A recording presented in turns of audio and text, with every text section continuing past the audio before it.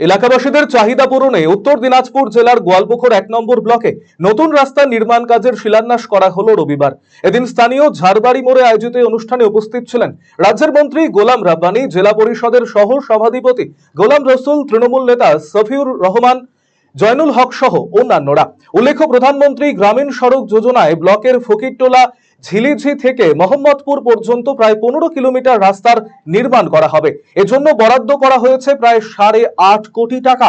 বেহালি রাস্তার কারণে যাতায়াতের ক্ষেত্রে সমস্যায় পড়তে হচ্ছিল এলাকাবাসীদের। রাস্তা নির্মাণের উদ্যোগে খুশি স্থানীয়রা।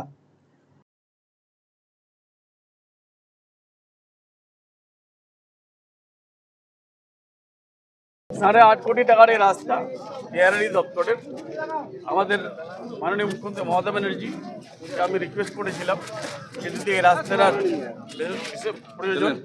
আর কিছু লোক এখান থেকে দিদিকে বলো প্রোগ্রামও বলেছিল, দিদি বলেছিল যে আমাকে ফোন করে একটু দিদিকে বলো প্রোগ্রামে জানিয়েছে যার জন্য রব্বানিক রাস্তাটা হবে।